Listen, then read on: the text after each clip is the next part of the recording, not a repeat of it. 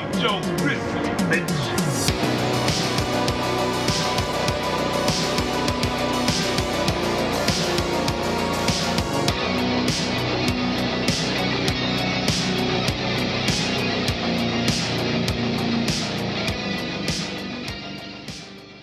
What up, Militia? I'm Joe Grizzly, and when I'm not trying to prevent another world war over an island of adamantium in the Indian Ocean, I'm at the Grizzly Cave, watching movies, reading comics, listening to metal, and of course, crushing beers. And I am back at the Grizzly Cave to bring y'all my review of the latest entry in the Marvel Cinematic Universe and the fourth film in the Captain America series, Captain America: Brave New World.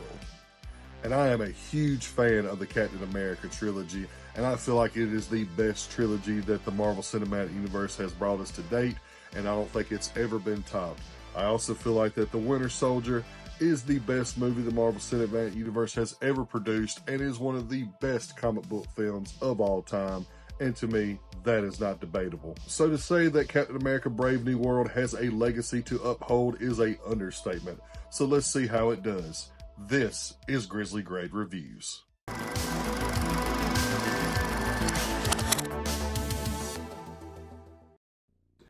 When newly elected President Thunderbolt Ross is almost assassinated by Isaiah Bradley, it is up to Sam Wilson to find out who is responsible and clear Isaiah's name, while also preventing a global war over a celestial island made of a new powerful metal known as adamantium. So with all the reshoots and reworkings and just the overall state of Marvel, and not just the MCU, but Marvel's brand in general, and just how the Marvel Cinematic Universe has this rudderless path right now, there just seems to be no end game, no pun intended, no kind of future, nothing that we are building towards as far as the narrative that is being put into these movies goes. I just went ahead and tempered my expectations because I just don't have any faith in anything that Marvel is doing right now. So I'm trying to go into this thing optimistically, and I just wanted to be entertained. That was all that I wanted. And like I said before, I am a huge fan of the Captain America movies. I feel like it's hands down, those are three of the best movies in the franchise. Maybe even the three best movies in the franchise as far as consistency and quality goes. And I also liked Falcon and the Winter Soldier. It had its issues, but overall, it was one of the more enjoyable Disney Plus shows. I liked how they established the lore with Isaiah Bradley in that show, how they showed the buddy cop concept relationship between Sam Wilson and Bucky. I just really enjoy the lore behind the character of Captain America.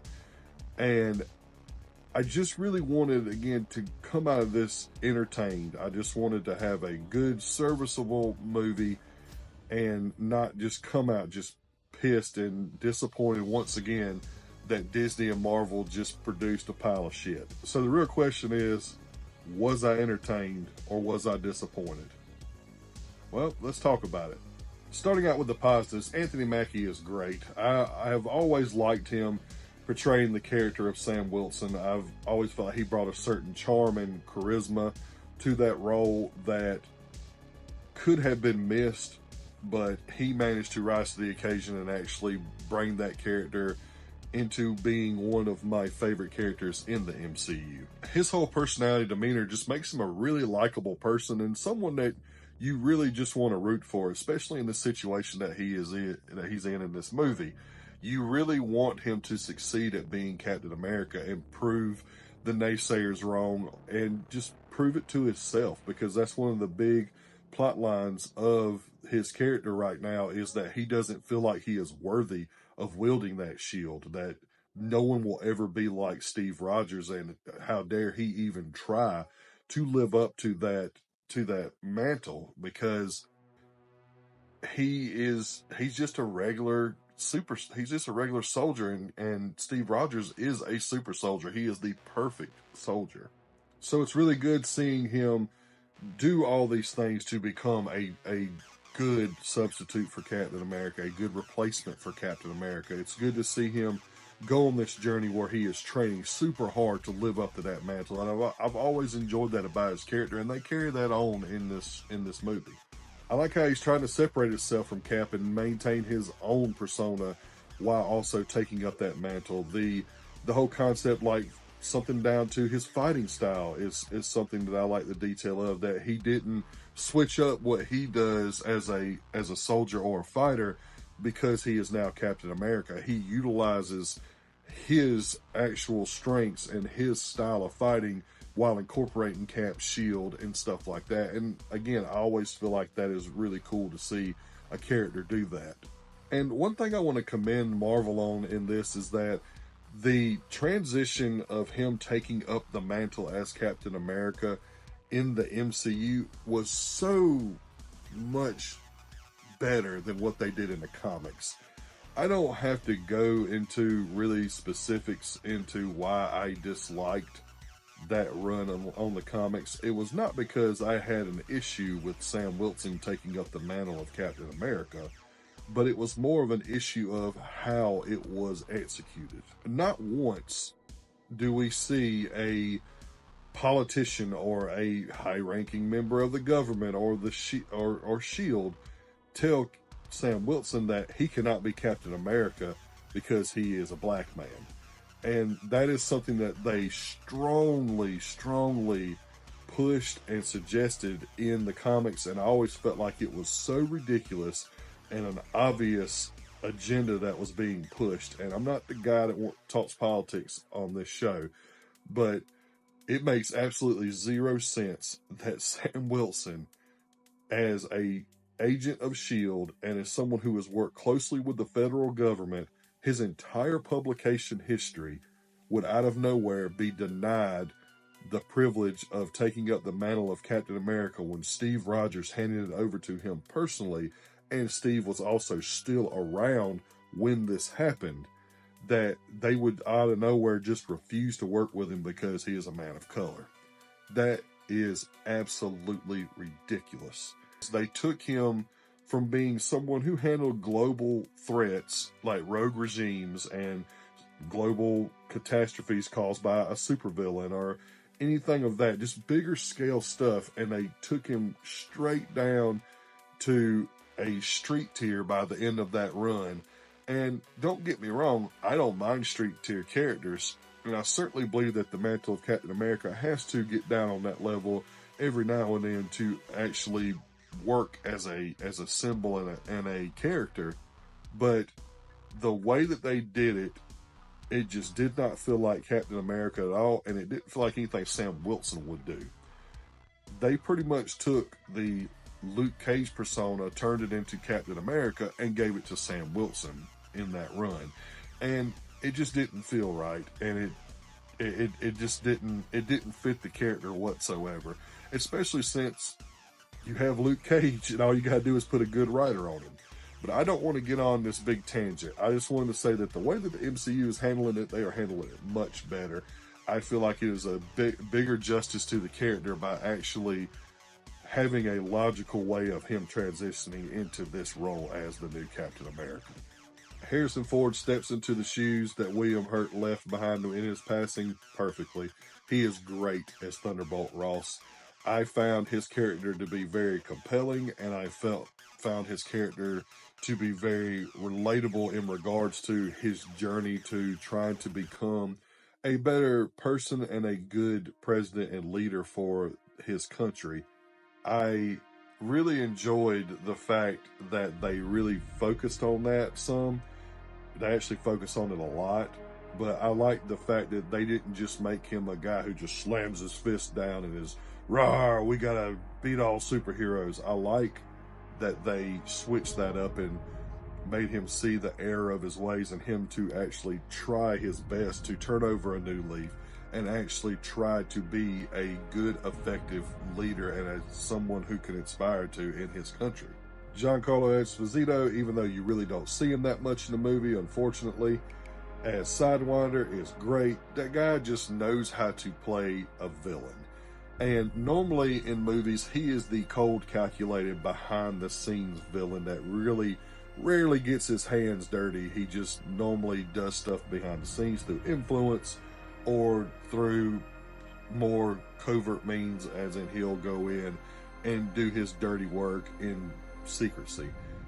This one, he gets down and dirty and actually throws some hands, and he's pretty freaking cool. I thought that he was a really good villain, even though we didn't get to see him a lot. I really enjoyed there's a scene that you see in the trailers where he actually attacks Sam Wilson, and that scene is badass. I really enjoyed the back and forth and the fight between those two. That scene was incredible, and I'll get more to that scene later on in the review. He is intimidating, he is skilled, he's badass. I like just about everything that Giancarlo Esposito does, so it was really good seeing him in this. Danny Ramirez coming back as Joaquin Torres, the new Falcon. I enjoyed his character too. His character was the lightheartedness of the movie. Anytime that the tension needed to be brought down a little bit, he was there to do it.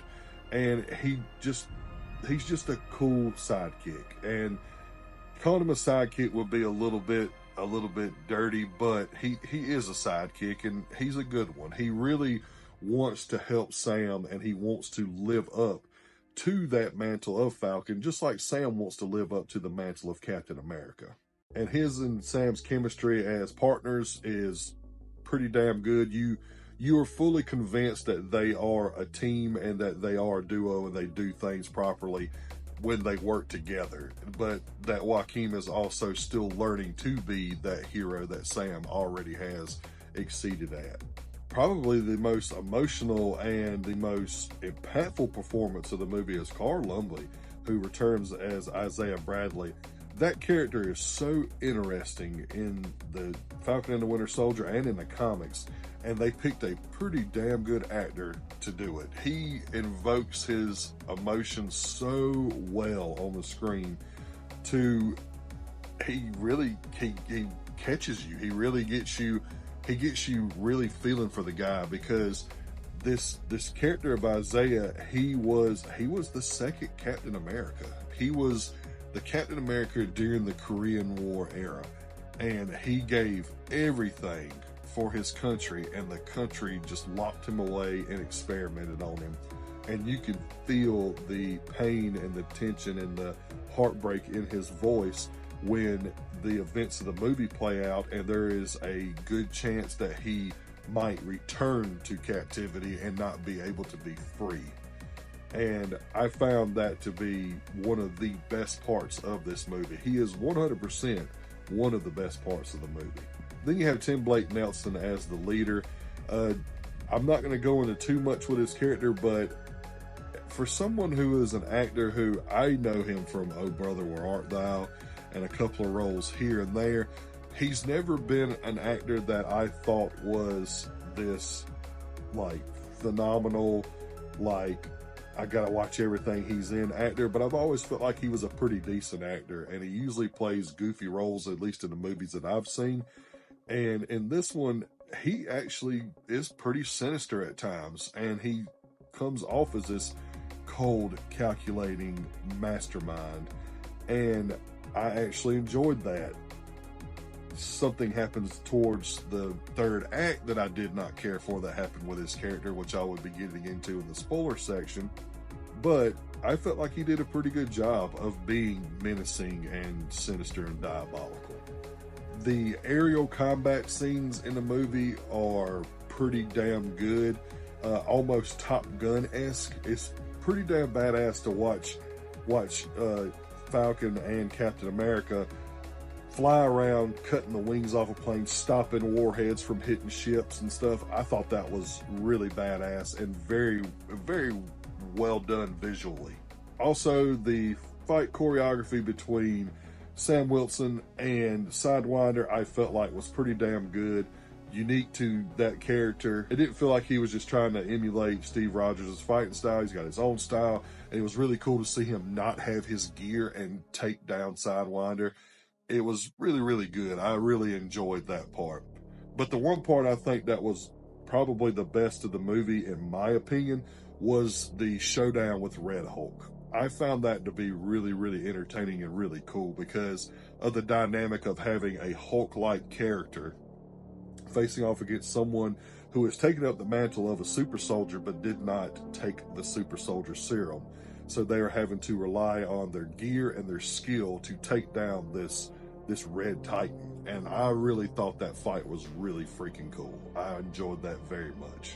So now I'm going to get to a section that I normally don't do, or I haven't done in a while, where I felt mixed on how things were going on. So I guess we'll call this the mixed positive negative section or whatnot, where I wasn't really high on it, but I wasn't really low on it, and it just fell somewhere in between, or was just okay. So this section really just consists on one thing that I was mixed on, and that's the story and the writing. Now, I mentioned before, this thing went through a lot of reshoots, and it went through a lot of rewritings, and they played with this, they tweaked that, they did a lot. And after reading that and seeing this movie, now I understand that we got a completely different movie. This is not the movie that we were going to get. The whole premise when this movie was first announced was that Sam Wilson was going to be taking on the Serpent Society. And there's even screenshots that you can see on Google where they had other members of the Serpent Society. This was something that was going to happen, and they cut that completely out of the movie. The only person in the Serpent Society that you see is Sidewinder. And after reading that and seeing the final product, I feel like that would have been a better route to go. And it's not necessarily me saying that what the route they did go was horrible, because oddly enough, even though it's not focusing on the story I was just talking about, it somehow works. The story and the writing and the outline of the plot that they are going for here, it is so confusing, but it's not confusing in a way that you don't understand what's going on. It's confusing at how they arrived at doing this story. Now, I didn't mind that. I felt like that it tied up a lot of loose ends, and I found it to be, again, very entertaining. But it's one of those things where they gave you a movie with characters that did not fit what the movie was supposed to be. And that can be kind of jarring.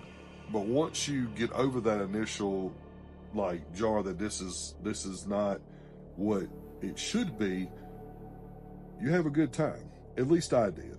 The first act of this movie starts out as a political thriller like the second and third Captain America movies were, and so it has that tone starting out, and then going about midway through the second act, it becomes cheesier and cheesier, and it's not necessarily a bad thing.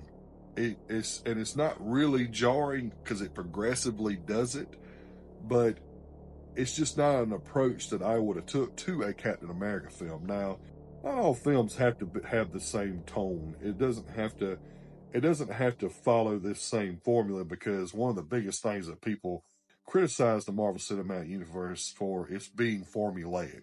So kind of easing into a different type of tone for Sam Wilson's era of Captain America, it wasn't a bad idea. I don't think it was executed perfectly, but it's something that I felt like they had to do to separate his character from Steve Rogers. And also about midway through the second act is when the movie shifts from being a Captain America movie and more into a Incredible Hulk movie. And I know that makes no sense other than the fact, if you haven't seen this movie, you've seen the trailers, that there is a Hulk in the movie. But I'm not going to get into it in this section. I'll get into it in the spoiler section. But it does do this big character shift. And unfortunately, that takes Sam Wilson and Anthony Mackie out of the spotlight. and kind of makes him a secondary character in his movie. Not completely. He is still at the forefront, but he's splitting time with another character. And I didn't really care for that, but I did not hate it either. I just felt like it was more of a disservice to Anthony Mackie and Sam Wilson than it was anything. It also has the way that they wrote this and the way that they reshot this, reworked that, it feels pieced together. And normally that completely ruins a movie. It's kind of like, the best thing I can give an example of is the theatrical version of Batman vs. Superman did this. And they cut that movie up and pieced it together in a way where it made the movie incoherent.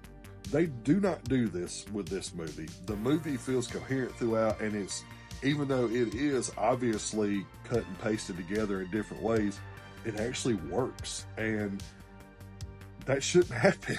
So I don't really know how they managed to do that, but they did. I have to give them props for doing it, because that should have absolutely ruined this movie, and instead it worked, and the movie was still entertaining. And I like the way it wrapped up.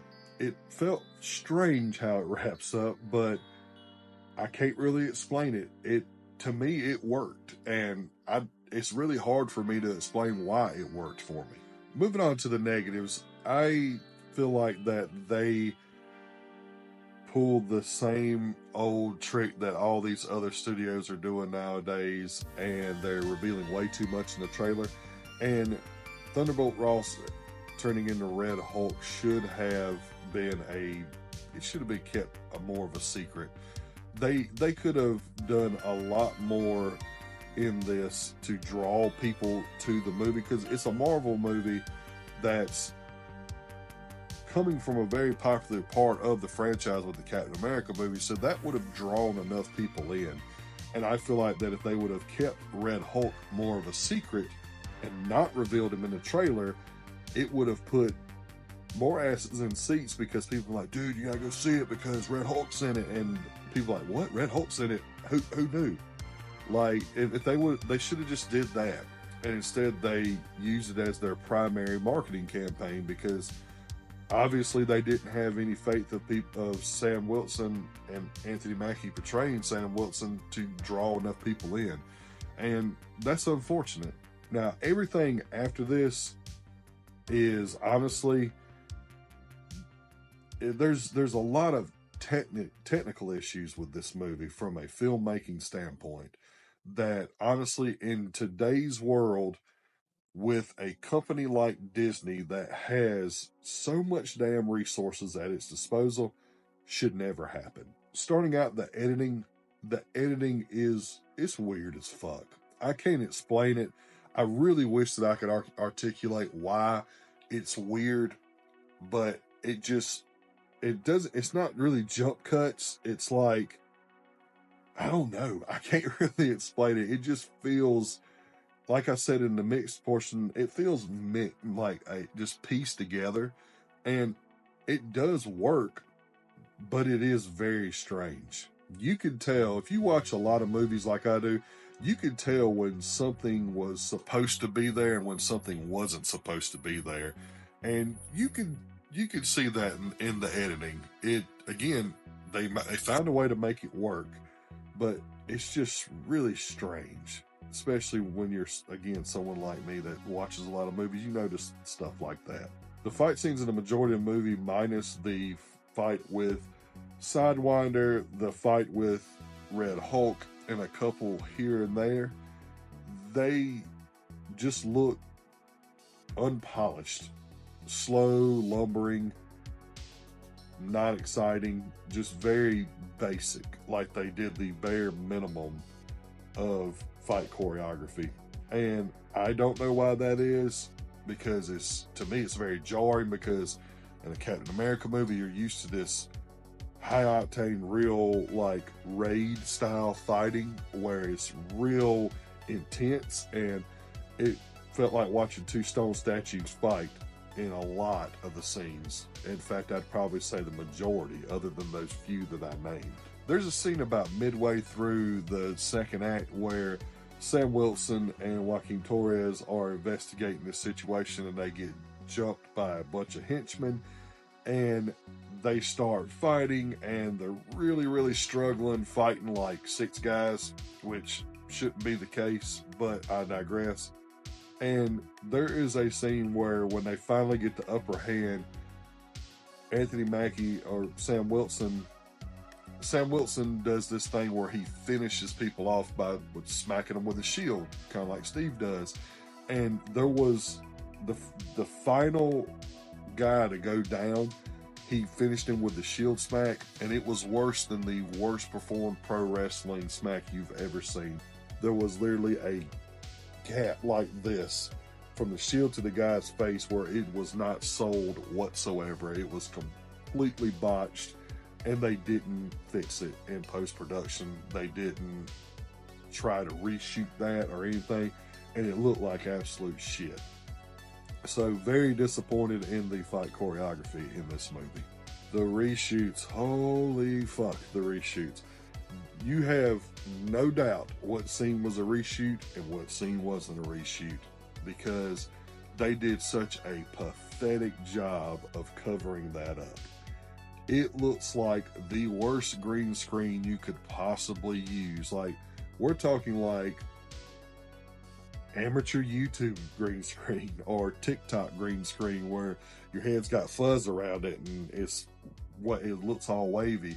Like, it was, oh man, it was so bad. And shame on you, Disney, for releasing something when you have the resources to make this look better. That was absolutely pathetic.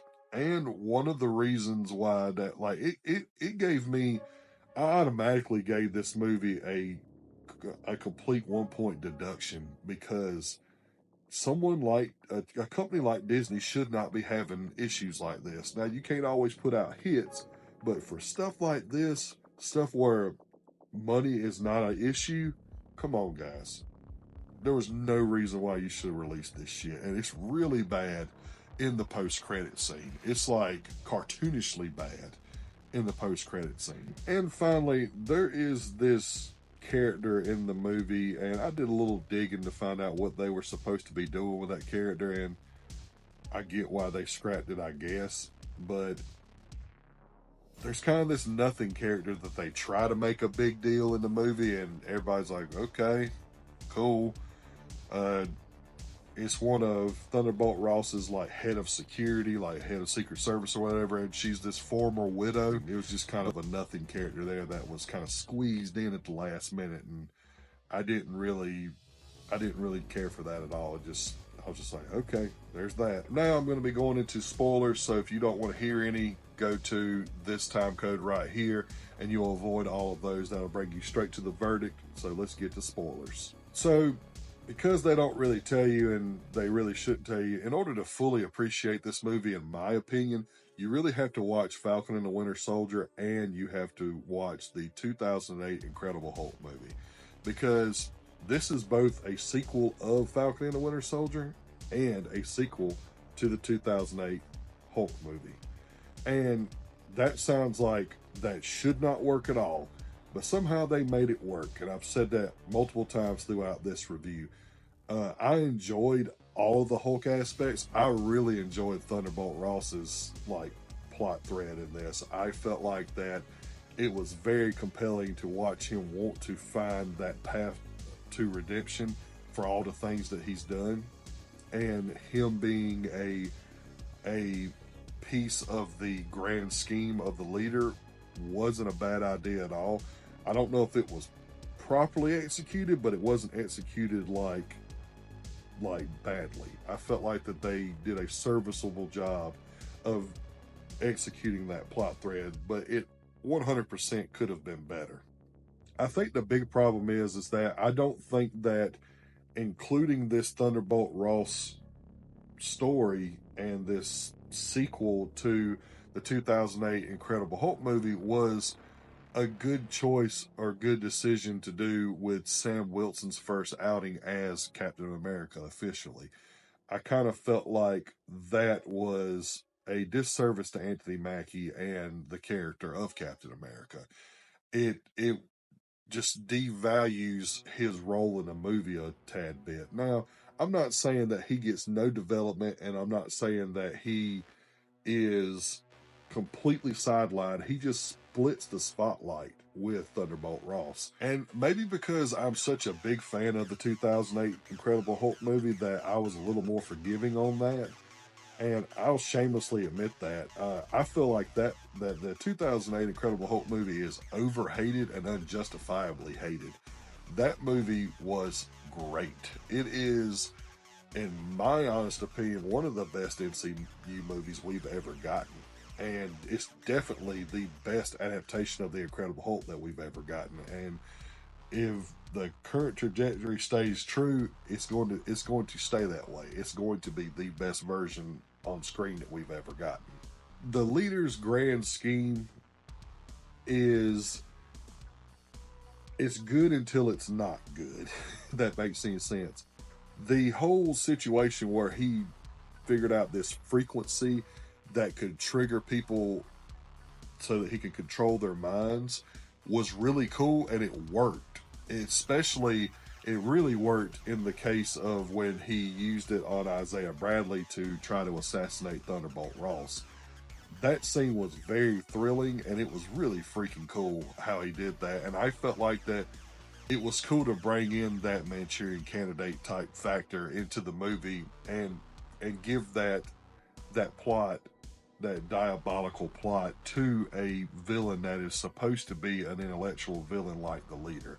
The problem is towards the end of the movie, and really, I'd say towards the end of the second act, that plot becomes kind of ridiculous because he had the ability to control people's minds. The whole premise of his gripe with Thunderbolt Ross and why he is the villain is after the events of 2008 Hulk, he got exposed to a large amount of gamma radiation, which mutated his brain and made him hyper intelligent, but nevertheless made him very unsightly to look at. Like, his brain's pretty much on the outside of his head, and he's got the green skin and all that.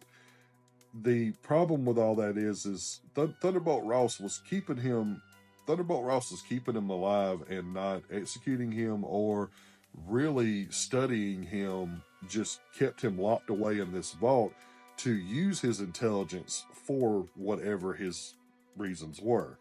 And it eventually came down to Thunderbolt Ross, his heart had started giving out. He had had multiple bypass surgeries. His heart was actually failing. And he looked to the leader to help him stay alive, to save his life. And that is where the plot began with the leader, where he started his grand plan to escape and exact his revenge on Thunderbolt Ross, because Thunderbolt Ross promised him that if he would save his life, he would let him out.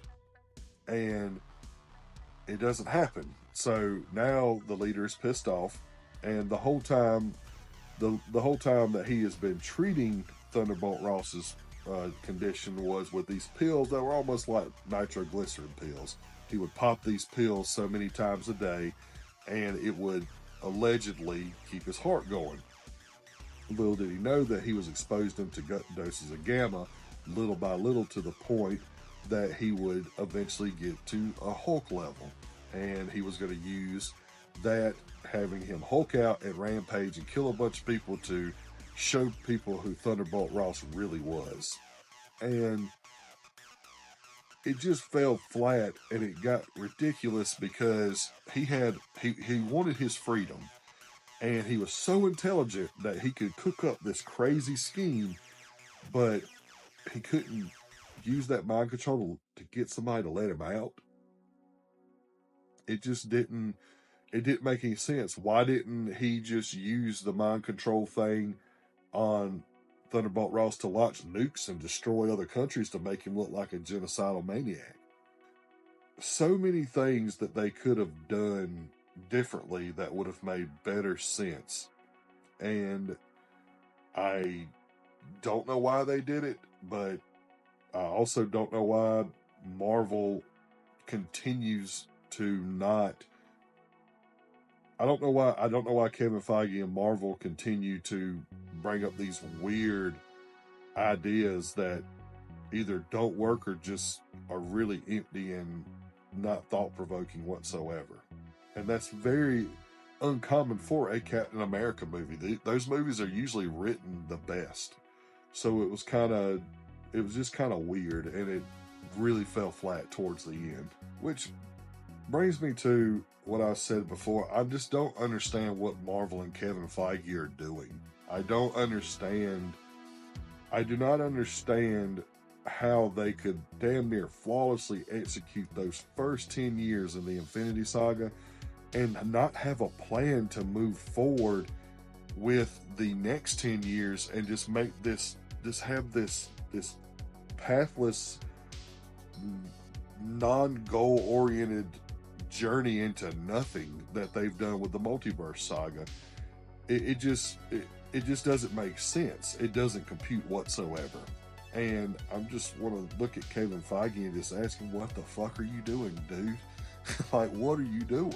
He's just dropped the ball so bad, and we don't know if that's due in part to Disney itself or what, but what we do know is he is allegedly the person who final stamps all the decisions with these movies, and he has fired directors over them not wanting to comply with his vision of what's going to happen. And now it's like, your vision sucks if that's the case. Like, and nothing's more prevalent than the end credit scene, which was definitely a reshoot. It looked like absolute dog shit, and it was just this crazy, like, baseless, like, post credit scene. Like, it's Sam Wilson visiting the leader at the raft, and he's like, how are you going to feel about being a hero when you have to face other heroes? And it's like, I've done the calculations. I know what's coming. And it's like, so you know that there's other heroes and other universes, and they're coming here based on your math equations in your head? It's just fucking stupid, and it doesn't make any sense. And Kevin Feige probably has worn out his welcome at this point, and it's probably time that they get somebody else to step in and take over, because he is now on the verge of looking just completely incompetent. I was surprisingly entertained by this movie, and I didn't hate it. I didn't think it was bad. I feel like it was definitely a odd movie and feels very weird, but it kept my attention the entire time, and there were certain aspects of the movie that I really, really liked. This movie is good in the sense that it's entertaining and it kept my attention, but it's not great. So if you want to go see it and get your own thoughts on it. But with all that being said, Captain America Brave New World gets a 3.25 out of 5. Go see it for yourself. If you don't want to, pretty sure to be on Disney Plus in a few weeks.